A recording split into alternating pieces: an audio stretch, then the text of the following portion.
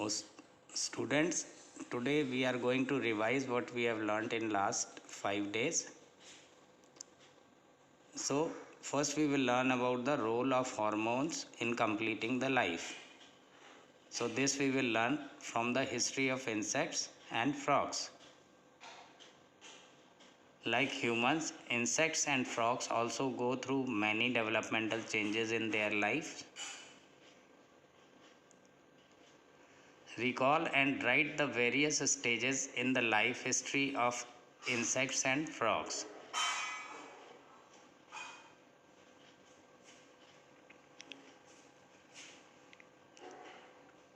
So, here is the life history of insects and frogs.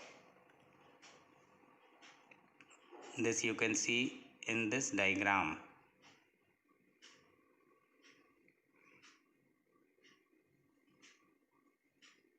In butterfly, when first it lays eggs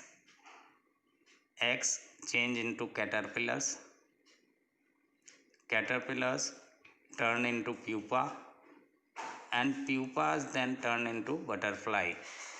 Similarly, in the frog, lays eggs turn into tadpole, tadpole changes in another tadpole with 4 legs, and later on it turns into an adult frog.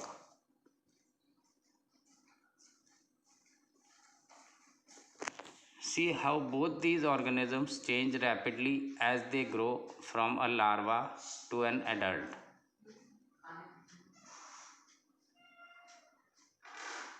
What is the term used for the rapid physical changes that occur as animals grow from a larva to an adult? Answer is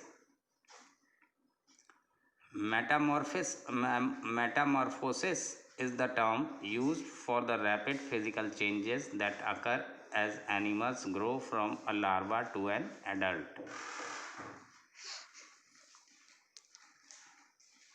Metamorphosis in insects and frogs occurs because of hormones.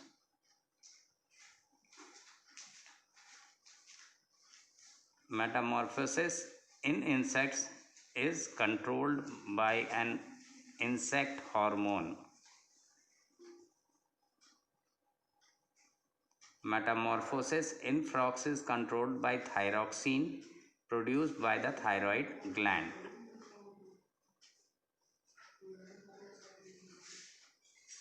Did you know that if the water in which tadpoles grow does not contain sufficient amount of iodine, the tadpoles cannot become adults?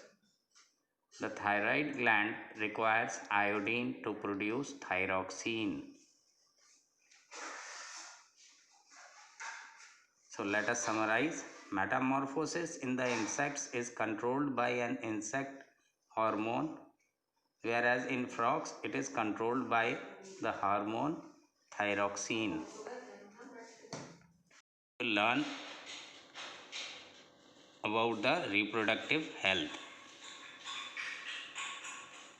The reproductive health of a person covers many aspects. Let us find out more about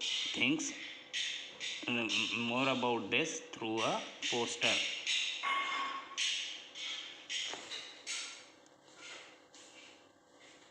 Which of the aspects does reproductive health address? Physical well-being, mental well-being, social well-being, or all of these? Let us see the answer. Answer is all of these.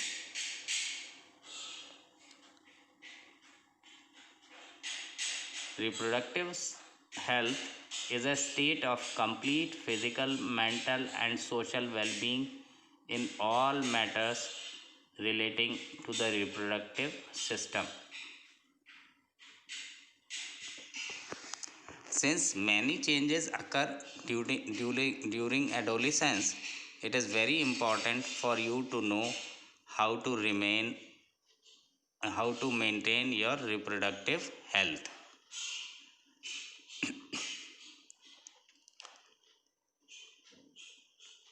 In the next class, you will have group presentations on ways to maintain reproductive health. Note down your group numbers, group members, and the topic for presentation as shown in the next slide.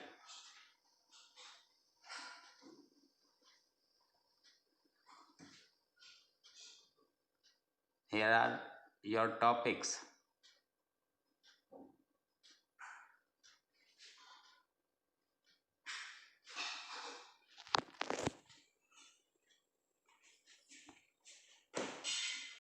We are going to learn about myths and taboos around issues of adolescence.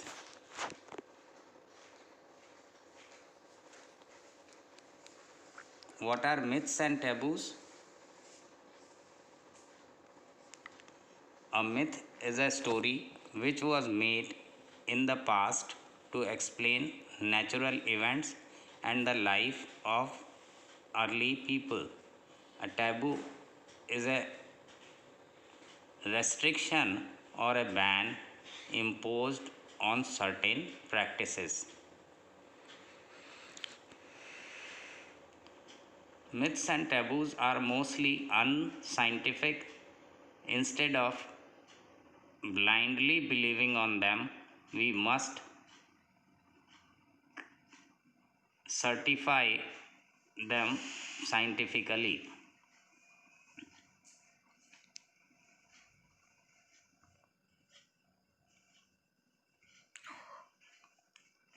What does it mean to scientifically critique something? When we critique something scientifically, we review or examine it for its correctness, keeping scientific knowledge in mind. Let us now critique some myths and taboos around adolescence based on what we have learned in this chapter.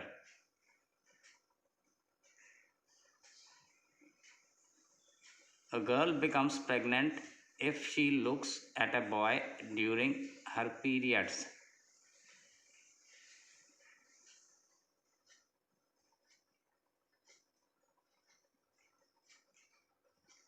So, it is not correct because pregnancy occurs only from fertilization of the female gamete by a male gamete.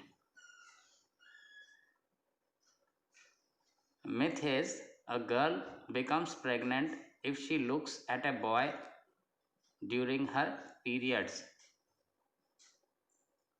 It is wrong, but pregnancy occurs only from fertilization of the female gamete by a male gamete. The inner lining of the uterus thickens each month to provide nutrition to the embryo if formed. Menstruation occurs when lining is shed in the absence of fertilization.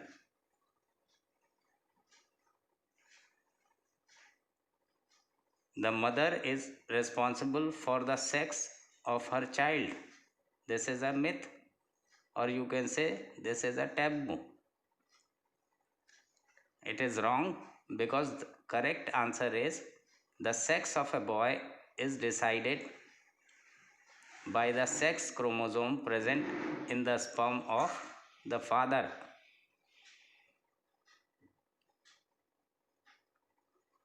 Or you can say the sex of a baby is decided by the sex chromosomes in the sperm of father. So it is father who is responsible for the sex of the child and not the mother.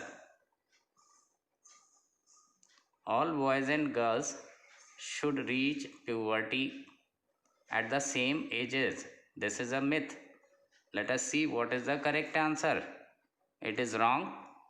Correct thing is there is no fixed age for puberty nor for the changes that takes place during this stage.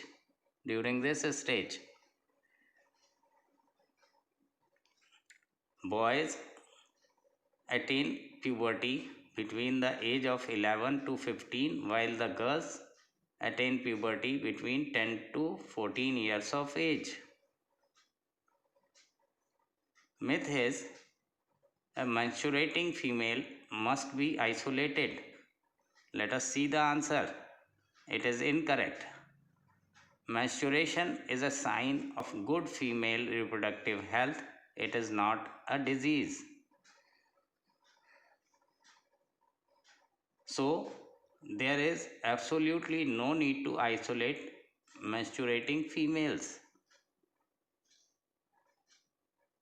Teenage boys should not cry. It is a myth. But it is incorrect because it is normal for both teenage boys and girls to experience mood swings and feel like crying. So, we must feel free to express our emotions. It is also important to understand and respect the feelings of other teenagers. This is the summary.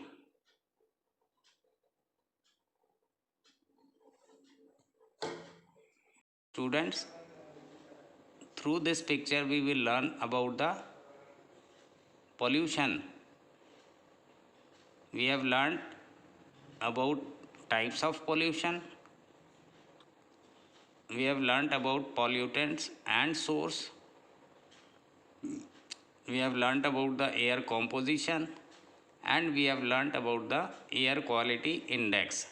If you will go through your book, you can revise all these topics.